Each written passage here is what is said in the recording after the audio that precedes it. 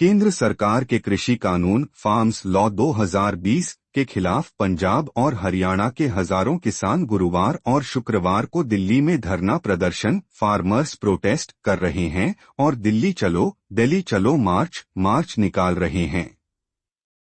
इस मार्च को रोकने के लिए हरियाणा और पंजाब सरकार ने अपने बॉर्डर सील कर दिए हैं। इसके अलावा भारी पुलिस फोर्स भी तैनात किए गए हैं। सूत्रों से मिली जानकारी के मुताबिक सरकार की तरफ से ये साफ कर दिया गया है कि जो कानून बनाया गया है वो किसानों के हित में है।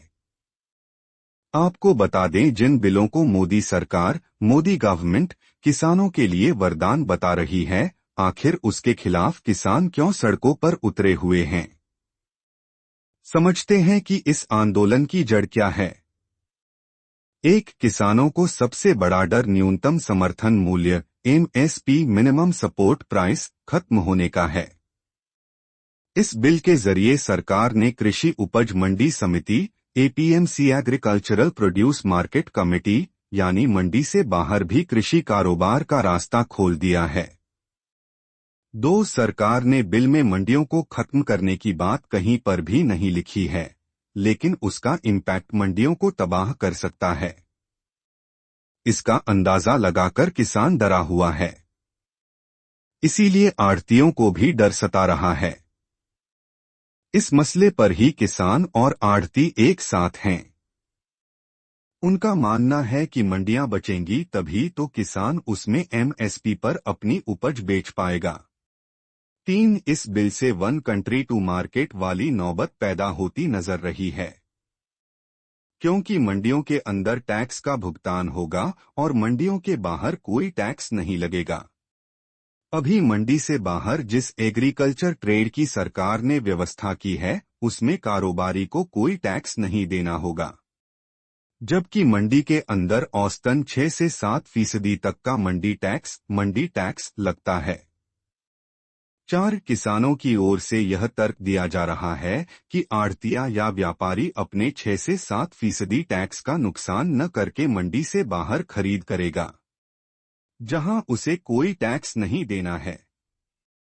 इस फैसले से मंडी व्यवस्था हतोत्साहित होगी, मंडी समिति कमजोर होंगी तो किसान धीरे धीरे बिल्कुल बाजार के हवाले चला जाएगा, जहां उसकी उपज का सरकार द्वारा तय रेट से अधिक भी मिल सकता है और कम भी। 5, किसानों की इस चिंता के बीच राज्य सरकारों खासकर पंजाब और हरियाणा को इस बात का डर सता रहा है कि अगर निजी खरीदार सीधे किसानों से अनाज खरीदेंगे तो उन्हें मंडियों में मिलने वाले टैक्स का नुकसान होगा। दोनों राज्यों को मंडियों से मोटा टैक्स मिलता है जिसे वे विकास कार्य में इस्तेमाल करते हैं। हालांकि हरियाणा में बीजेपी का शासन है, इसलिए यहां के सत्ताधारी नेता इस मामले पर मौन हैं। 6, एक बिल कॉन्ट्रैक्ट फार्मिंग से संबंधित है। इसमें किसानों के अदालत जाने का हक छीन लिया गया है।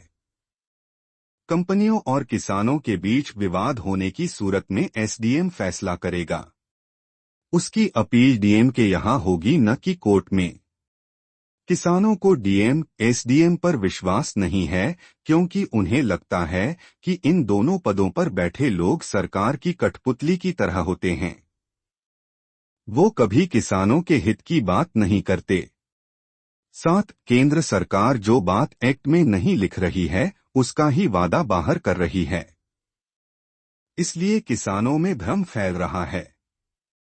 सरकार अपने ऑफिशियल बयान में MSP जारी रखने और मंडियां बंद न होने का वादा कर रही है। पार्टी फोरम पर भी यही कह रही है, लेकिन यही बात एक्ट में नहीं लिख रही, इसलिए शंका और भ्रम है।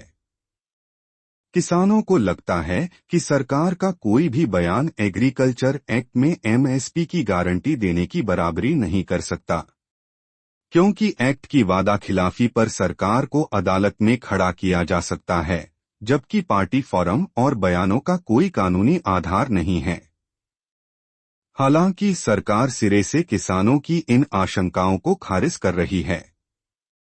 इस बार का किसान आंदोलन पिछली बार के आंदोलन से काफी अलग है। साल 2020 से 21 के आंदोलन की तुलना में इस बार किसानों की मांगें और नेतृत्व दोनों अलग हैं।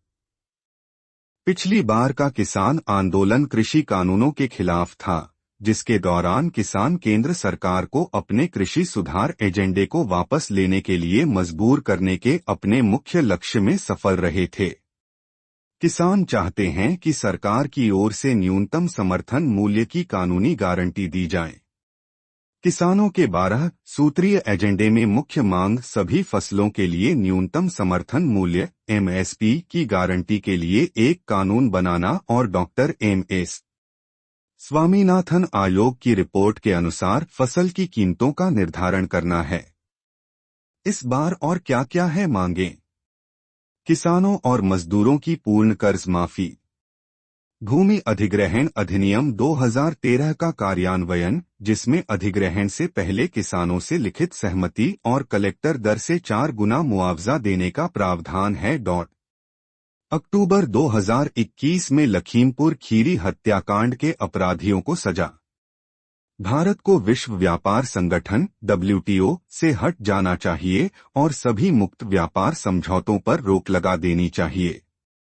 किसानों और खेतीहर मजदूरों के लिए पेंशन। दिल्ली विरोध प्रदर्शन के दौरान मरने वाले किसानों के लिए मुआवजा, जिसमें परिवार के एक सदस्य के लिए नौकरी शामिल है। मनरेगा के तहत प्रति वर्ष 200-100 के बजाय दिनों का रोजगार, 700 रुपए की दैनिक मजदूरी और योजना को खेती से जोड़ा जाना चाहिए।